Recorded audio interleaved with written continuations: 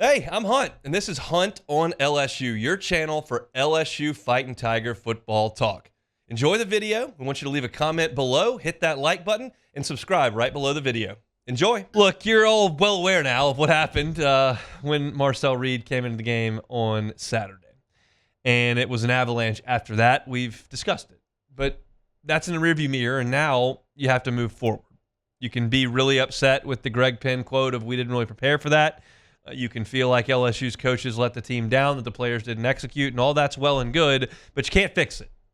At least not Saturday night's performance. That's in stone. And then you look forward at the schedule, and you've got to get better because you know that Jalen Milroe is up next. You know that Diego Pavia is looming as well. DJ Lagway is the quarterback in Florida, and all three of those guys are really athletic. I'm not sure what you're going to get from Oklahoma. You've got Michael Hawkins, who's a pretty good athlete. Jackson Arnold's a pretty good athlete in his own right. But their offense is a mess right now, so I don't know if they are really a part of this discussion. It really starts with the other three.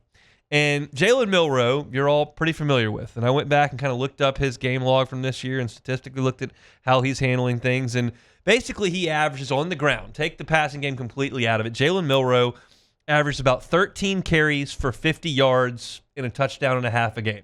That's roughly what he's doing. He had 2 rushing touchdowns in their first 4 games each, so 8 touchdowns total, 2 in each game. He's had 2 rushing touchdowns in 5 of Alabama's 8 games. He is absolutely a threat to run the ball, and it doesn't take a lot of brain power to go back to 12 months ago when LSU went to Tuscaloosa and Jalen Milroe ran the ball 20 times for 155 yards and 4 touchdowns. LSU simply had no answer. And there was an element in that game of the designed quarterback run. But if memory serves, and I'm purely going off of that because I'm not going to go back and rewatch that entire game for this one segment. We may do that next week when we get ready for Alabama. But just for the purposes of this, just based on my memory, there's just a lot of times where he dropped back and I'm not really going to throw it, and then just took off and there's nobody there. Like that felt like what Jalen Milroe was doing the most of the time last year against LSU. You've got to do a job of corralling that.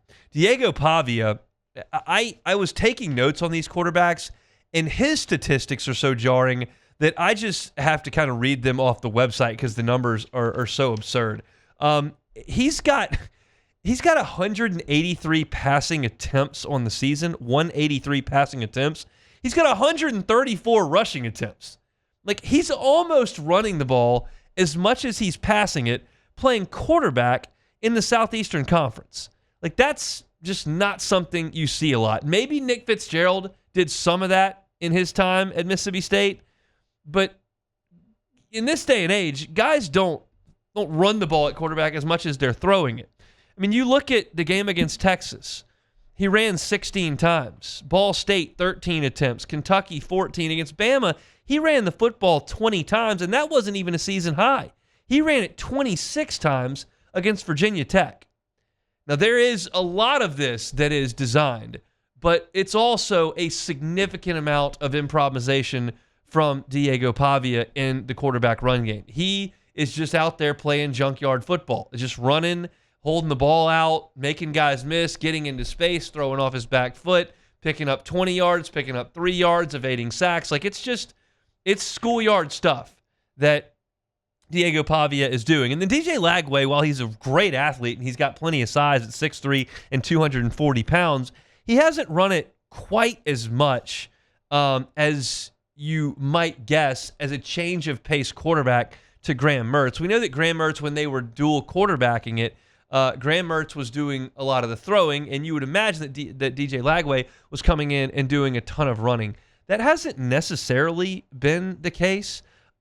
He has certainly used his legs at times, but it's kind of a 50-50 mix with him in what he's doing. He's attempted 86 passes on the year as Florida's quarterback, and thus far he has run the ball 34 times. So far more throwing than running. His season high in rushes was this past weekend against Kentucky with 10. Previous to that, he had not run the ball more than 5 times in any game this year. Now, he's splitting time, and that does matter, but he's just a good athlete who can run, not a guy like Pavia or Milroe that's designing a lot of runs around them. So those are the three challenges left for LSU as far as stopping the quarterback run. And before we go forward to talk about how to stop those, I did want to go backwards and just look at some of the athletic quarterbacks that LSU has played. Yeah, if you look at the stat sheet, Lenora Sellers gashed LSU on the ground. 10 carries for 88 yards. You know the caveat that's coming next. 75 of the 88 come on one run, right up the middle, touchdown. So outside of that, it wasn't like he was running all over the place, not like Reed was on Saturday. Robbie Ashford came in. You knew he wanted to run the ball. 11 carries for 11 yards. He did have one long one of 15, but you had some sack yardage, and he didn't get loose. Taylon Green, 6 carries for negative 10 yards with a long of 7. Those guys are SEC run-heavy offenses that did not get going outside of one long carry. And then if you want to toss this in there, you can take it if you want. You can throw it out if you want. Either way. Gio Lopez from South Alabama, 10 carries for 33 yards with a long of 12. That's 3 yards a carry. I bring that one up because you knew that was a read option offense with a dual threat quarterback who the week prior had run for over 100 yards in a conference game against Coastal Carolina.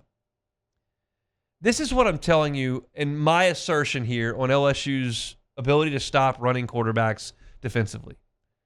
I think they can. I don't think this is some sort of unfixable problem moving forward. They were underprepared against Texas A&M. And I came on this show yesterday, 24 hours ago from right now, and I said, look, I can't be sure that they didn't spend enough time on Jalen Reed. I wasn't at practice. Well, I had not heard the Greg Penn soundbite. That's on me. That should have crossed my radar. It just didn't. And I wasn't in the locker room post-game, obviously, and I just had not seen that sound. I had listened to Brian Kelly's press conferences. I had read some stories, but I had not seen Greg Penn's, we didn't really prepare for that. And that's on me. That's my mistake. I'm here to own that. But as I've said many times, I'm never going to be afraid to come back the next day and say, I was wrong about that. Here's why, and here's what I think now. New information comes up, new opinion formed. That's where I am here. They didn't do a good enough job getting ready. They will prepare for Jalen Milroe. They will prepare for Diego Pavia. They will prepare for DJ Lagway. And they will prepare for Michael Hawkins and Jackson Arnold, depending on where that's shaken out at this point. But they'll be prepared moving forward.